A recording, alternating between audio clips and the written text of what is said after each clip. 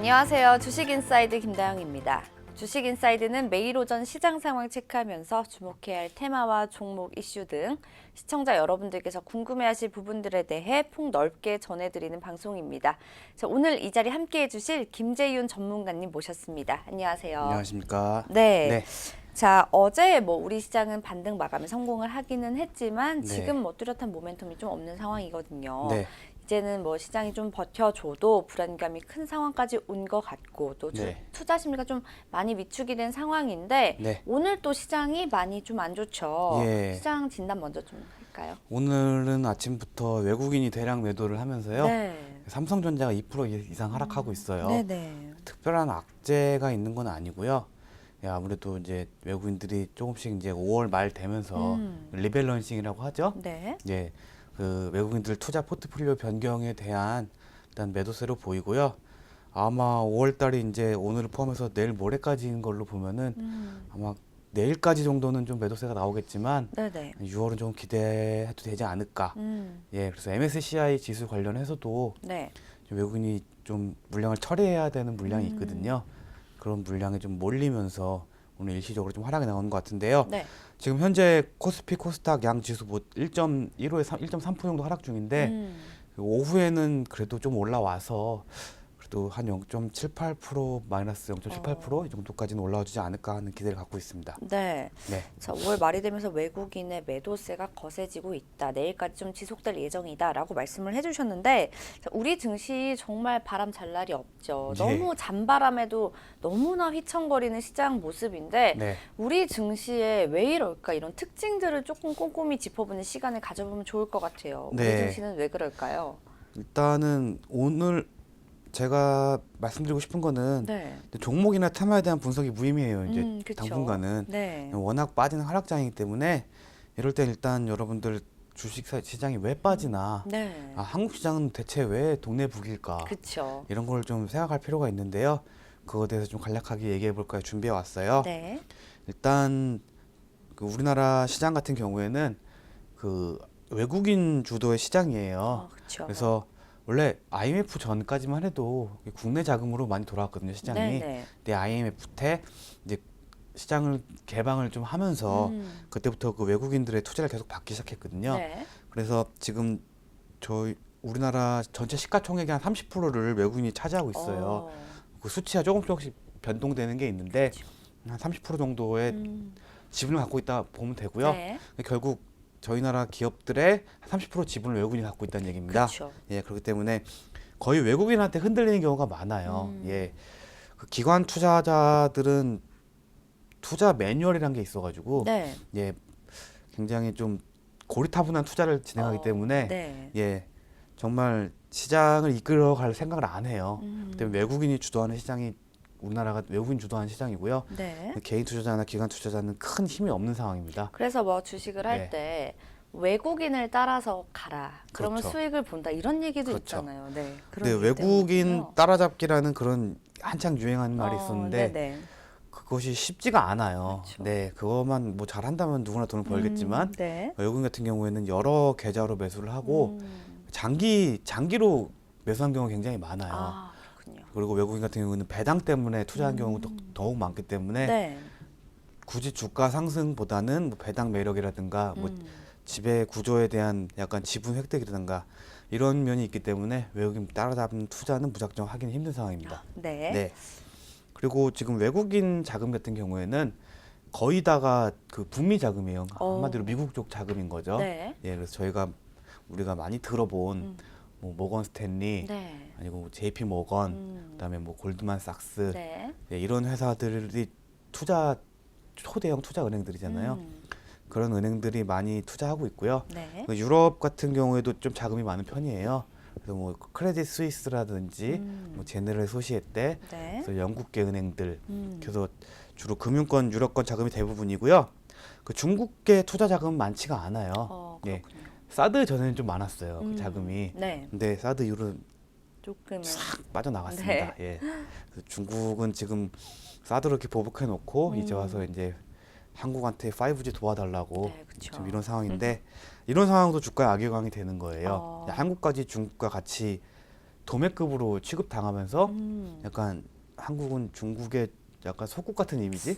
예, 중국이 한국에 손을 내밀었다는 거는 너희는 우리 손을 못 부딪힐 거다. 라는 자신감. 그렇죠. 근데 서방에서 봤을 때는 아, 한국은 중국에 꼼짝 못 하나? 이런 생각을 하기 때문에 투자 네. 조건으로서는 좋아지지가 않는 거죠. 약간 우려를 하는 거죠. 네. 네.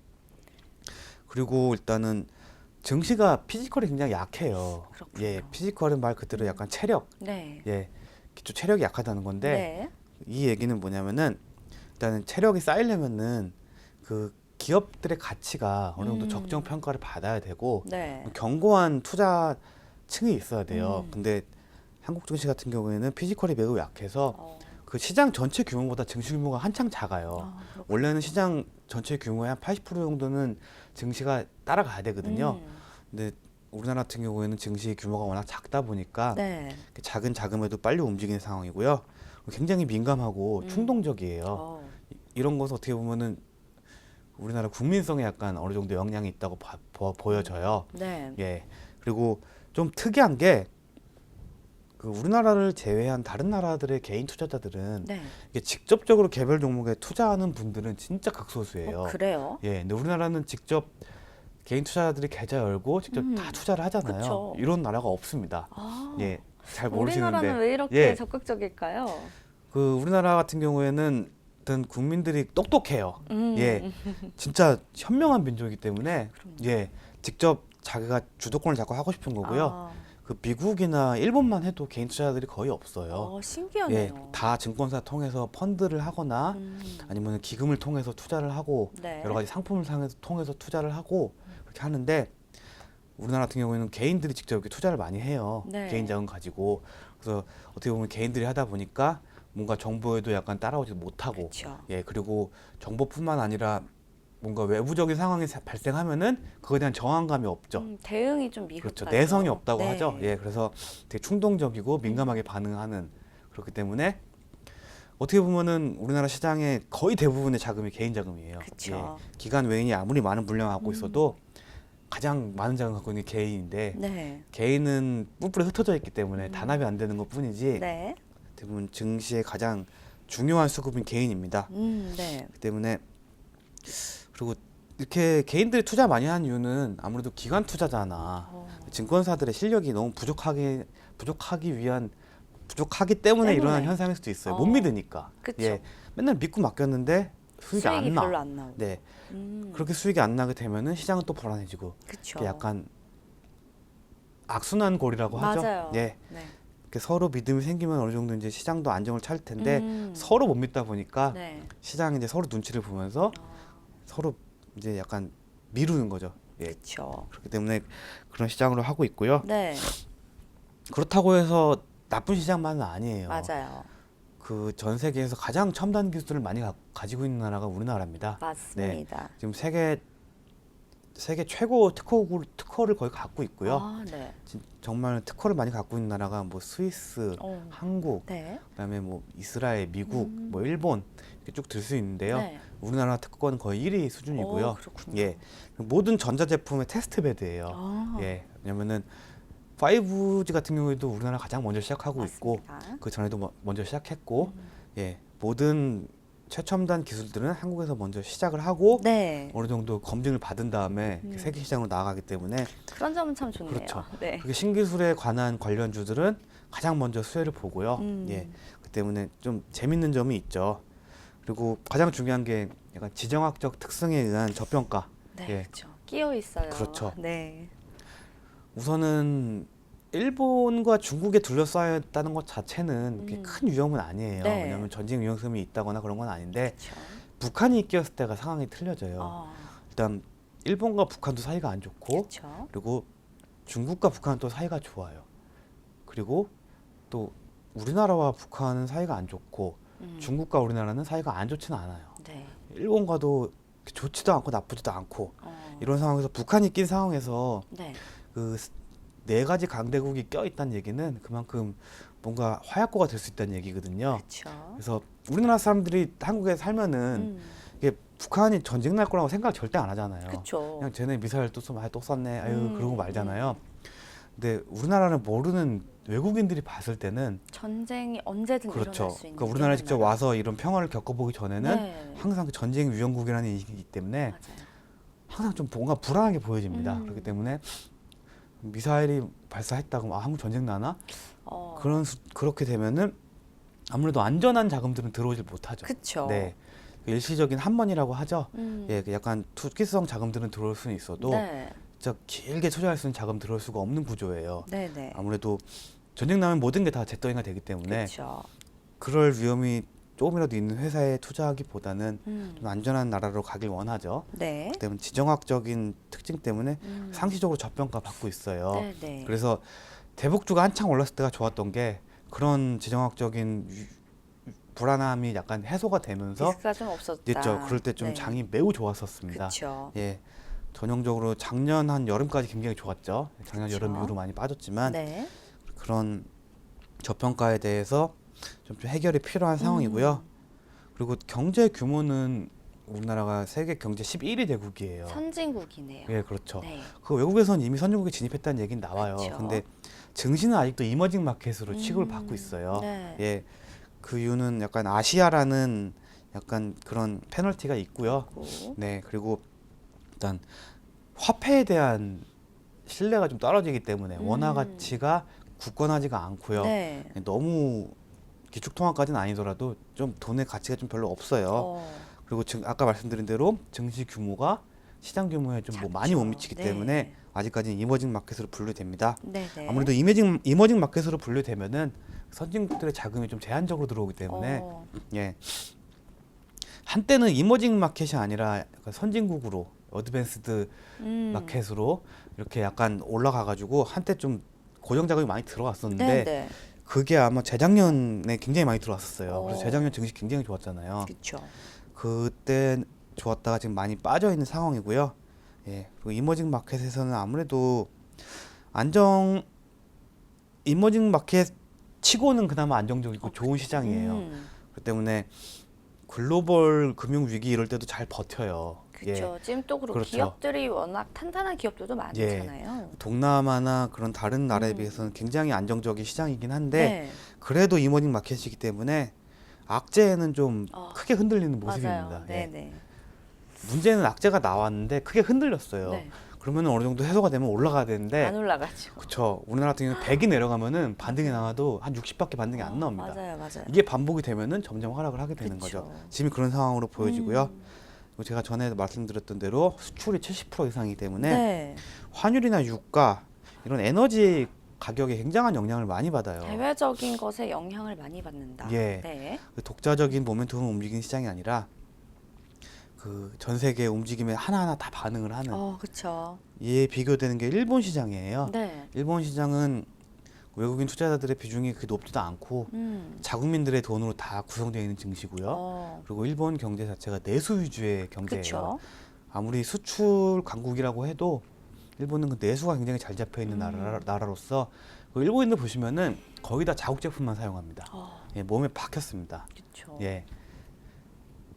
아무래도 메이드 재팬을 가장 좋아하고 예, 정말 그리고 뭐 저도 일본 여행을 자주 가긴 하지만 네, 제품 자체가 나쁘진 않거든요. 그렇죠. 다 좋죠. 네, 예. 좋죠. 그래서 그런 것 같아요. 이렇게 빠르진 않아요. 네. 시대를 앞서나거나 그런 첨단 제품들은 아닌데 견고하고 맞아요. 튼튼하고 좀 디테일하고. 예, 네. 그렇죠. 그런 점이 있기 때문에 일본 자국민들은 그 수입에 대해 굉장히 민감하기 때문에 수입품을 잘 안 쓰고 자국 제품을 굉장히 애용합니다. 네네. 그나마 예외인 게 약간 이 명품 쪽은 틀리죠. 예. 다르더라고요. 예, 일본인들이 명품은 많더라고요. 네. 굉장히 좋아하죠. 그렇죠. 때문에 일본 명품은 그 패션 쪽의 명품은 없어요. 예. 일부 뭐 콜라보레이션 하고 있긴 한데 네. 독자적인 명품은 거의 없다고 보시면 됩니다. 네네. 예. 그리고 아무래도 미국과 중국에 껴있다는 점이 가장 큰 거예요. 네, 예. 그렇죠. 한국은 어떻게 보면은 미국이 키운 나라예요. 예. 미국이 또 예. 주둔하고 있고. 그렇죠. 일단은 네. 전쟁을 뭐 전쟁에서 약간 공산주의에서 지켜냈고 뭐 지금은 그런 이념이 무의미하겠지만 네. 일단 미국이 많은 원조와 지원을 하면서 결국은 저희 자력으로 이렇게 컸지만 그렇죠. 그래도 전통적으로 친미 국가인 성향이 강한 나라예요. 네네. 예. 그래서 외국에서도 보면은 뭐 한국 하면 미국과 굉장히 친한 나라 이렇게 얘기를 하는데 지금은 그게 좀 변하고 있어요. 예. 그 친중 쪽도 상당히 강한 이미지로 보여지고 있고요. 네네. 오히려 미국 쪽에서는 한국이 약간 중국에 더 넘어간 게 아니냐 이런 의혹이 많이 나오고 있고요. 네. 그런 의혹이 나올 수밖에 없는 게 지금 현재 상황으로서는 우리나라가 친미냐 친중이냐 이런 걸 전혀 판단할 수가 없어요. 예, 약간 중간에서 애매한 상황인데 네. 근데 저는 이런 게 좋다고 생각하는 게 지금 굳이 친미냐 친북이냐 친중이냐 둘 중에 하나를 선택할 필요는 없다고 봐요. 그렇죠. 그래서 외교가 굉장히 중요한 근데 시점이에요. 그 둘이 사이가 좋을 때는 예. 굉장히 저희가 좋은데 그 둘이 사이가 안 좋으면 저희가 껴있으니까 예. 너무 안 좋잖아요. 그래서 약간 줄다리기 외교라고 해가지고 음. 미국과 중국의 상황을 잘 이용해가지고 중간에서 좀 중립적인 입장을 잘 지킬 필요가 있어요. 네. 그래서 정부가 굉장히 외교는 신경을 써야 할 것 같고요. 그렇죠. 예.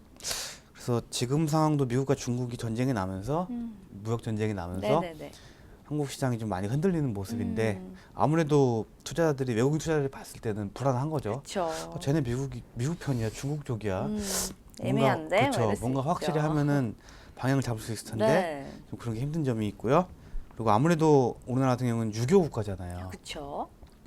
유교 자체가 아직까지 뿌리 깊이 남아 있어요. 그렇기 때문에 투자에 대한 부정적 인식이 많기 때문에 투자 자체에 예. 대한. 아. 어디 가서 주식 투자한다 그러면은 아유 저놈 조만간 집 말아먹겠네.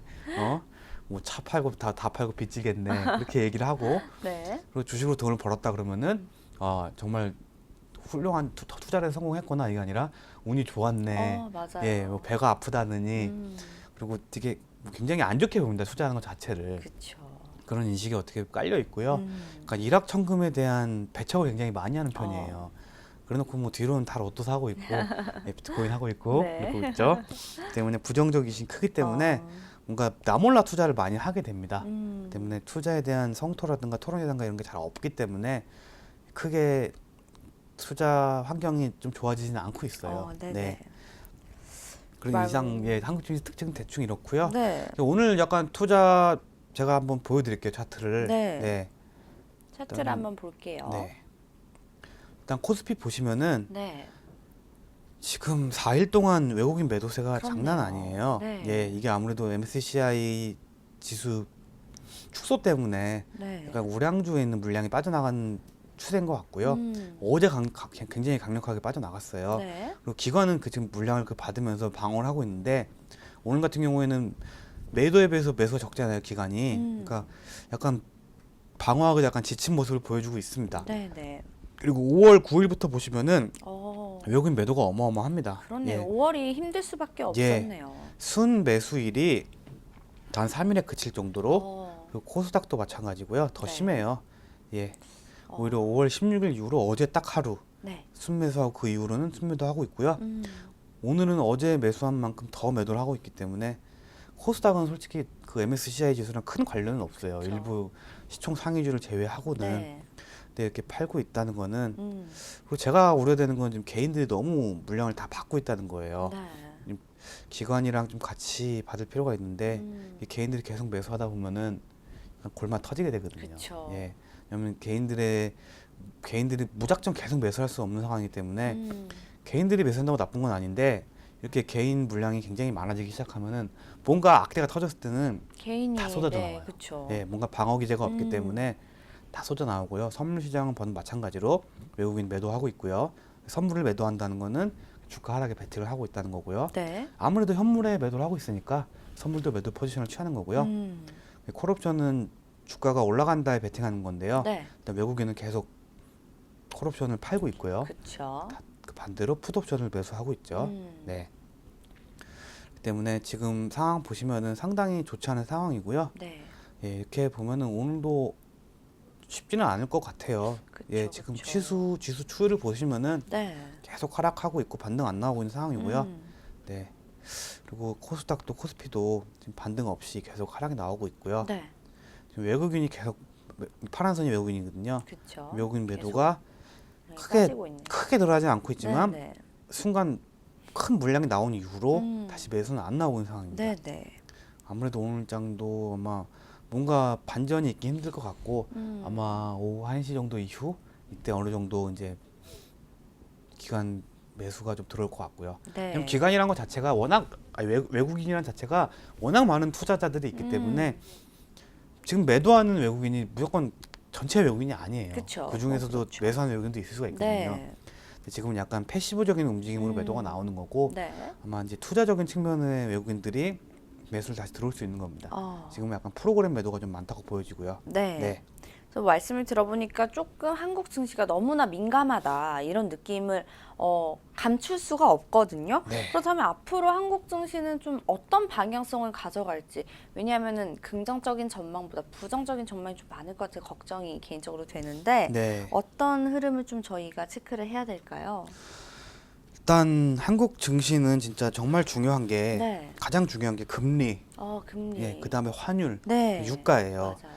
근데 일단은 금리 문제가 가장 중요해요. 현재로서는. 네. 환율은 지금 약간 1,190원 정도 선에서 안정을 좀 찾고 있고요. 네네. 네. 안정을 찾고 있다는 건 좋은 점인데 개인적인 생각으로 한 1,170원까지만 빠지면은 다시 우호적인 시장이 될 것 같아요. 네. 아니면 아예 1,200원 위로 올라가 버리든가. 그렇죠. 이게 참 희한한데 금리가 지금 상황에서 아예 더 올라버리는 게 좋을 수도 있습니다. 그래요? 예, 왜냐하면 수출 기업이 많기 때문에 음. 오히려 3, 4분기를 노린다면은 실적을 좋아질 걸 노린다면은 오히려 금리가 1,200원 이상으로 올라가는 게 가는 게 나아요. 오히려 차라리 네.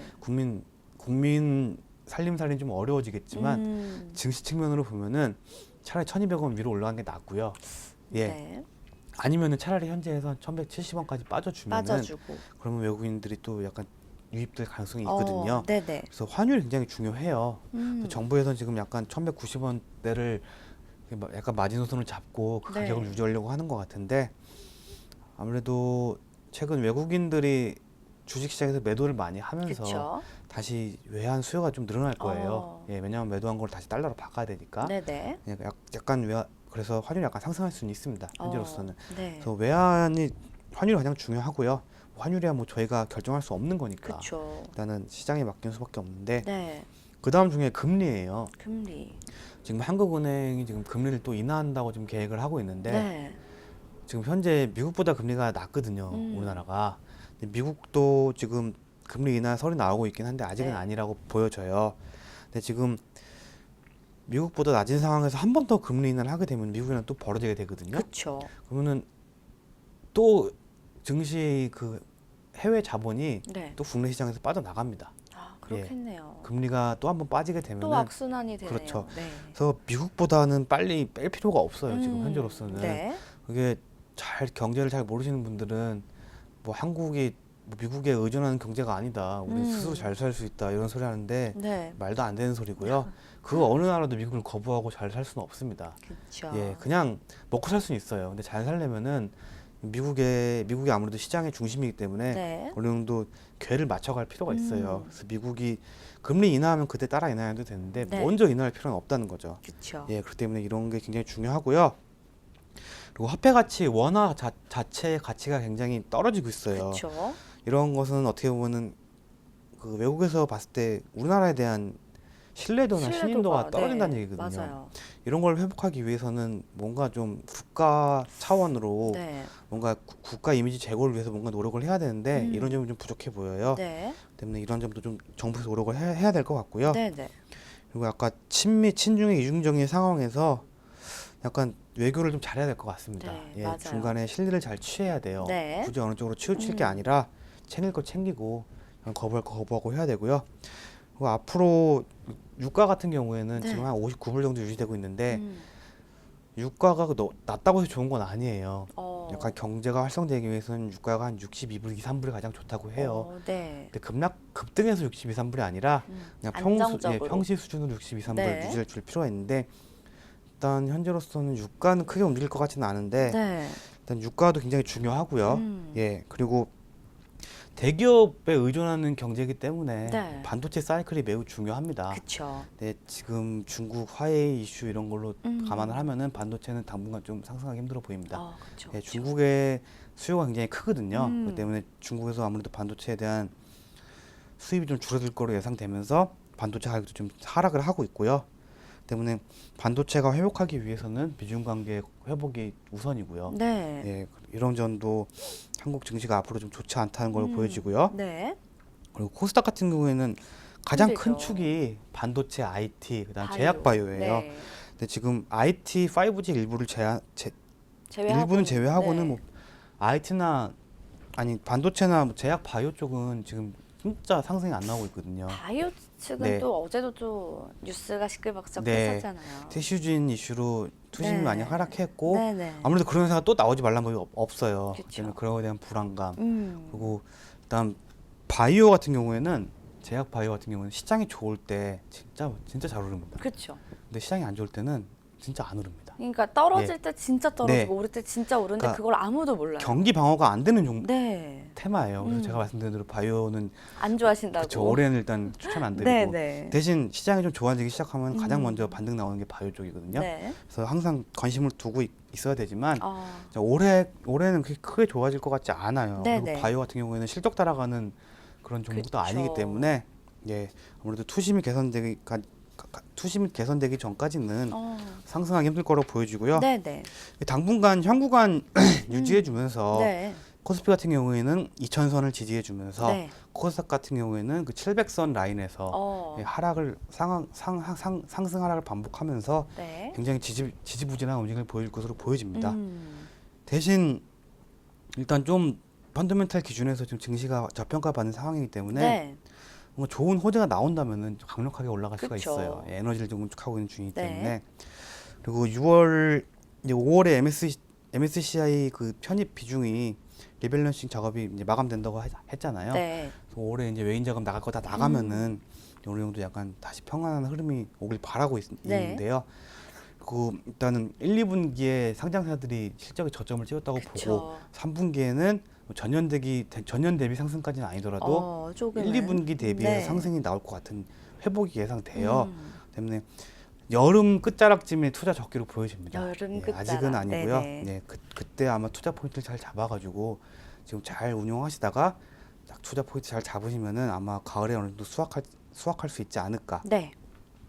그리고 이제 내년에 총선 시작하면서 그렇죠. 네, 현 정부가 반환점에 돌아서게 되는데 약간 실패했던 정책들은 뭔가 수정을 해서 네. 예, 약간 국가 경쟁력 제고가 필요하고요. 네. 뭔가 좀 적극적인 부양책이라든가 아니면은 약간 재정 정책 음. 이런 걸 통해서 그 자체적인 국가적인 약간 해결을 의지가 필요해요. 예, 이런 게 지금 내각 개편 계속 하고 있잖아요. 그렇죠. 어느 정도 이제 계획이 나오면서 음. 약간 좀 꿈자락 잡는 그런 허무맹랑한 정책이 아닌 네. 진짜 실물 경제를 돌아볼 수 있고 경제에 좋은 영향을 미칠 수 있는 네. 이런 부양책이 나온다면은 어. 약간 투자 환경도 좋아질 거로 보여집니다. 네. 네. 자, 그래서 결론은 6월, 7월만 잘 버틴다면은 음. 회복장 기다릴 수 있다는 거예요. 어. 그렇다고 6월, 7월이 크게 하락한 장은 아니라고 보고요. 네. 네, 횡보장, 예, 횡보장. 혼조세가 일어나는 횡보장 예상됩니다. 네. 네. 자, 아무래도 뭐 우리 시장은 이번 여름이 조금 고비가 예상이 됩니다. 자, 네. 5월장도 좀 충분히 힘들었는데 여름을 좀 무사히 버티면 그나마 시장이 가을쯤엔 괜찮지 않을까 이런 예상 저희가 조심스레 해봤습니다. 자, 그렇다면 우리 증시를 이끄는 굵직한 업황들도 좀 살펴봐야겠죠. 어떤 업황에 좀 주목을 해야 할까 하고 많은 분들 좀 궁금해하실 것 같은데 주요 테마군들이 있다면 어떤 것들이 있을까요? 일단 가장 중요한 저희 증시의 테마가 반도체 관련. 반도체죠. 예, 네. 일단 2분기까지는 큰 조정을 받았고요. 네. 일단 3, 4분기가 되면은 내년에는 좀 더 나아지지 않을까 하는 선심리가 반영돼가지고 그렇죠. 3, 4분기에는 조금씩 회복세가 예상돼요. 네. 때문에 2분기가 마감되는 한 6월 중순 이후 네네. 이때부터는 약간 저점을 찍을 거로 보여지니까 어. 그때는 조금씩 이제 물량을 모아가도 된다고 생각하고요. 네네. 예, 아무래도 반도체 같은 경우는 한번 오르기 시작하면 굉장히 긴 사이클로 오르기 때문에 그렇죠. 예, 한 3, 4분기 초반에는 좀 저가로 선취하는 음. 그런 상황이 올 거라고 판단됩니다. 네네. 그리고 5G 관련주들 테마 어, 있잖아요. 네. 통신 관련주들. 지금 5G 시작이라고 보여지는 시점에서 그나마 한국 증시에서 그나마 투자할 만한 가능성이 있는 맞아요. 유일한 테마예요. 네, 5G. 예. 그래서 당분간 지지부진한 증시에서 힘이 돼줄 종목으로 보여지고요. 네. 아직까지는 아무리 상승이 많이 나왔다고 해도 조정 나오게 되면 충분히 매수하면은 다시 상승 나올 거로 보여지기 때문에 네네. 일단 현재로서는 증시의 지금 스타입니다. 예, 앞으로도 당분간 한국 증시를 책임질 그런 테마로 보여집니다. 네. 그다음에 가장 중요한 바이오 제약 관련주. 네. 저도 바이오 정말 좋아하는데 지금 투자를 안 하고 있습니다. 올해는 아니다. 네. 네. 일단은 너무 악재가 많았기 때문에 그쵸. 지금 삼성바이오로직스도 지금 대표 구속되고 그렇죠. 네. 좀 말이 많은 상황이기 때문에 이것도 언제 또 내관이 될지 모르거든요. 맞아요. 때문에 FDA 신약 개발 통과하는 기업들이 네. 적어도 한 2개가 나와야 돼요. 2개. 그렇죠. 그래서 뭔가 좀 시장의 이슈가 우리나라도 되는구나 아, 이런 얘기가 나올 필요가 있고요. 네. 지금 뭐 메지온이나 뭐 HLB 생명과학 이런데 네. 그리고 지금 삼상 진행되는 업체들이 꽤 많이 있어요. 네네. 근데 이거 적어도 2개 이상이 나와서 잭팟이 터져줘야 됩니다. 그렇죠. 예, 그래야 약간 투심이 나오죠. 아, 근데 만약에 또 삼상 실패하고 네. 또 악재 터지고 그러면은 삼상까지 가기도 굉장히 시간이 오래 어렵죠. 걸리는데요. 예. 네. 그래서 지금 이런 뭔가 빅 이슈가 터지기 전까지는 약간 투자하기 힘들어 보이고요. 네. 국회에서도 첨생법이 계속 표류가 되고 있잖아요. 그렇죠. 만약에 그래도 이게 통과가 된다면은 그래도 불규세포 관련한 종목들 이런 종목들 한해서는 제한적인 상승이 나오겠지만 네. 그렇게 큰 파급 효과를 가질 것 같지는 않습니다. 네네. 너무 지지부진했기 때문에 예, 이미 약간 기대감이 많이 소멸됐습니다. 네. 그다음에 내수 소비주, 예, 주로 내수 소비주, 뭐 식료품이라든가 네. 뭐 저희 한번 언급도 예, 했었죠. 옷이라든가 이런 내수 소비주들 안정성은 있지만 맞아요. 다른 종목에 비해서 덜 떨어질 뿐 떨어집니다. 네. 예, 그래서 큰 기대는 힘든 상황이고요. 안전 약간 회피하기에는 괜찮은 구간이에요. 예, 다른 종목은 지금 등락폭이 크기 때문에 약간 회피처럼 괜찮고 네. 이왕 투자할 거는 배당을 노려가지고 그냥 고배당주 위주로 예, 연말까지 가져가는 고배당주 위주로 네. 그런 배당 관련 투자는 괜찮아 보이고요. 어. 에너지 관련주들 있잖아요. 네, 있죠. 이쪽은 지금 투자하기 좋은 상황은 아니에요. ESS 얘기 너무 많이 나와요. 예, 네. 에너지 관련 뭐 태양열, 풍력, 뭐 한국전력, 네. 뭐 가스 이런 쪽은 좀 투자하기 좋아 보이진 않습니다. 그렇죠. 국제 효과가 매우 불안하고요. 네. 에너지 시장 자체가 굉장히 불안하고 또 미중 무역 협상이 타결되기 전까지는 네. 상승이 나오기 힘들기 때문에 일단 기다려봐야 될 것 같고요. 네, 네. 그다음에 증권 금융주, 네. 아무래도 증권 금융주도 내수주에 들어가는데요. 그렇죠. 이것도 내수주와 마찬가지로 지금 안정적인 투자처가 되고 있고 네, 네. 지금 수익이 굉장히 좋아요.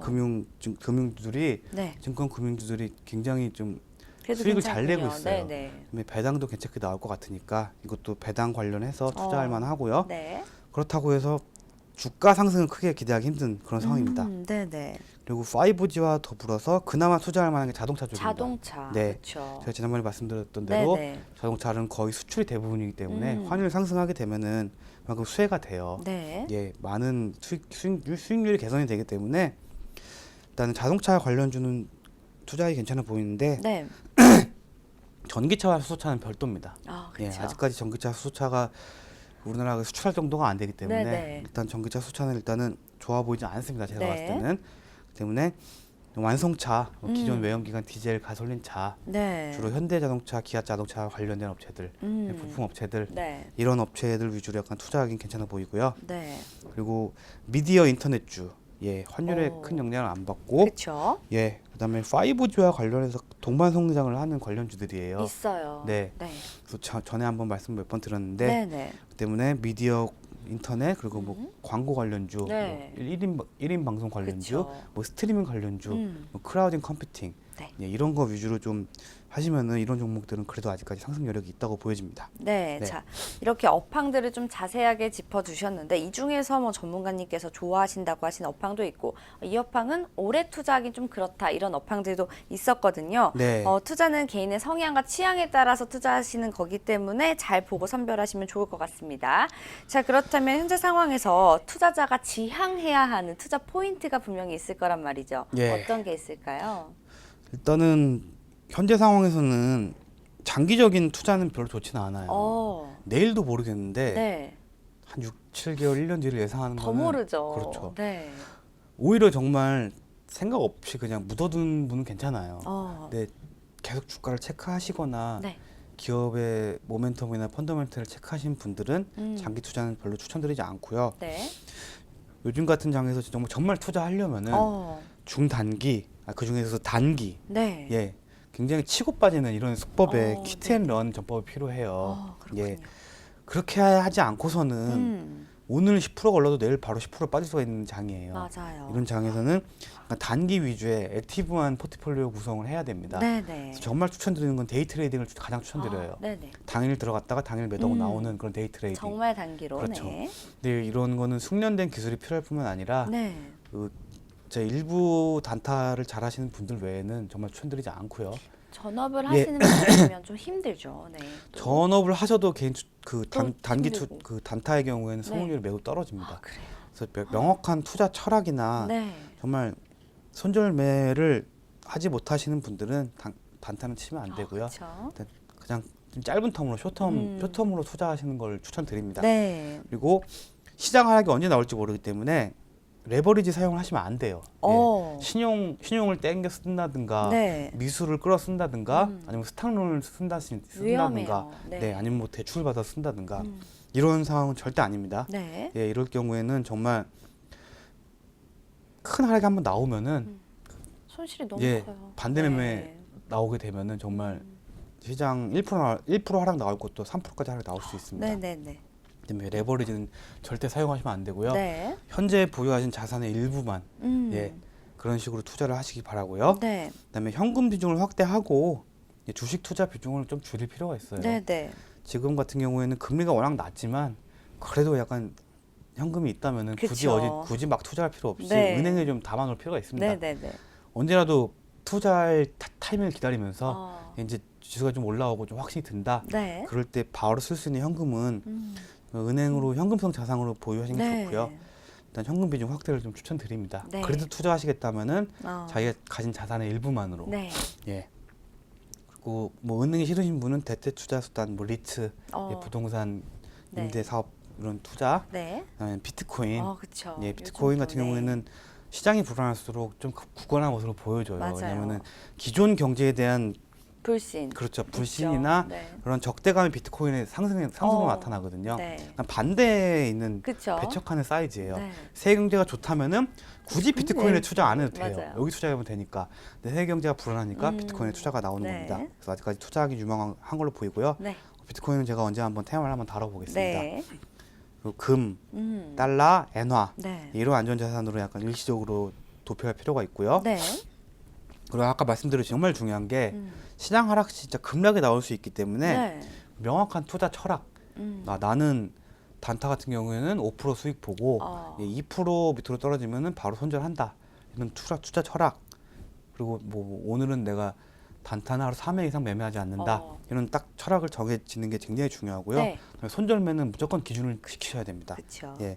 왜냐면은 이런 장에서는 손절매를 안 하게 되면은 진짜 한 몇 달 고생받을 수가 있기 때문에 맞아요. 네. 그리고 당분간은 좀 관망한 자세가 중요하고요. 네. 그러니까 트렌드 유행주 위주의 거래가 필요해요. 어. 예. 강한 놈만 가는 장이에요. 최근에 네. 갈 놈만 가는 장이기 때문에 그렇다고 해서 급등주에 올라타면 안 되고요. 네. 트렌드상 지금 현재 약간 좀 상승이 나오고 있는 테마군의 트렌드 이런 거 위주로 거래할 필요가 있고요. 네. 단기적으로 예, 길게 가져가기보다는 단기적으로 수익이 나면은 바로 매도하는 이런 스타일이 필요합니다. 네. 그리고 아무래도 국내 증시가 세계 증시에 영향을 많이 미치는 만큼 세계 증시에 관심을 많이 가질 필요가 그쵸. 있습니다. 네, 항상 시장을 주시해야 되고요. 일단 주식 투자하는 사람으로서 네. 이 세계 경제 상황을 파악하지 못한다면은 네. 투자할 자격이 없는 거예요. 그렇죠. 예, 그 자신의 귀중한 돈을 굴리면서 지금 환율이나 유가 이런 추세 아무것도 모르고 투자한다는 거는 정말 알파벳도 모르는데 영어를 쓰고 있는 겁니다. 때문에 항상 이런 건 주의가 필요하고요. 네. 그리고 세계 경제에 관심을 가지다 보면은 처음에 어렵겠지만 나중에는 그 일상이 돼버리면은 네. 어렵지 않습니다. 네. 그래서 세계 거시 경제를 잘 읽어나가는 그런 요령과 습관이 필요하다. 네. 네, 여기까지가 투자자들이 지금 가져야 할 태도입니다. 네. 자, 장기적인 투자보다는 중단기적이고 유동적인 포트폴리오 구성, 그리고 현금 확보, 또 무엇보다도 빠른 대응이 가장 중요하다라고 포인트를 짚어주셨는데, 자, 그렇다면 마지막으로 우리 시장에 대한, 또 우리 시장에 대응하기 위한 결론을 한 줄로 요약해서 말씀을 해주시면 어떨까요? 예, 일단은 해 뜨기 전이 가장 어두운 법이라고 해요. 맞아요. 근데 지금 어둠이 좀 오래 가고 있죠. 네. 너무 오래 어두운 곳에 있었어요. 네. 근데 반대적으로 어두운 적이 길면은 그만큼 태양이 해를 뜨게 보면 너무 되면은 좋죠. 해도 길게 갈 거예요. 네. 때문에 우리나라 같은 경우 지금 1년 가까이 조정을 받고 있기 때문에 네. 만약에 상승장이 온다면은 적어도 6개월은 상승장이 나올 거예요. 아, 증시는 사이클이 있기 네. 때문에 그 밝은 상황을 기다리다 보면은 좋은 상황이 올 거라고 생각되기 때문에 네. 항상 긍정적인 마인드가 필요합니다. 네. 예, 그렇기 때문에 다 포기하지 마시고 최후에 웃는 자가 승자예요. 그렇죠.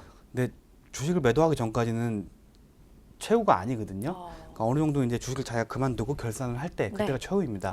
그때 웃기 위해서 지금 조금만 고생하신다면 네. 좋은 장이 올 거라고 생각합니다. 네. 네. 자, 말씀 잘 들어봤습니다. 자, 오늘은 김재윤 전문가와 함께 한국 증시의 현 주소에 대한 분석과 또 우리 투자자들이 가져야 할 태도에 대해서 이야기 나눠봤습니다. 자, 오늘 도움 말씀 주신 김재윤 전문가께 다시 한번 감사 인사드릴게요. 감사합니다. 좋습니다. 네, 생방송으로 진행된 주식인사이드 저희가 준비한 순서는 여기까지입니다. 개별 종목 발굴하기도 쉽지 않고 또 특별한 힘이 없는 시장 속에서 투자자분들 많이 힘드실 것 같은데요. 주식인사이드에서 다양한 소재들 또 업종들 발굴해 드리고 있으니까요. 계속해서 저희 방송 보시면서 공부해 보시면 많은 도움 되실 것 같습니다. 저희는 잠시 후 오감만족으로 다시 인사드릴게요. 슬기로운 투자 생활은 ITBC와 함께 ITBC 채널 좋아요와 구독 꼭 눌러주세요. 시청해주신 여러분 고맙습니다.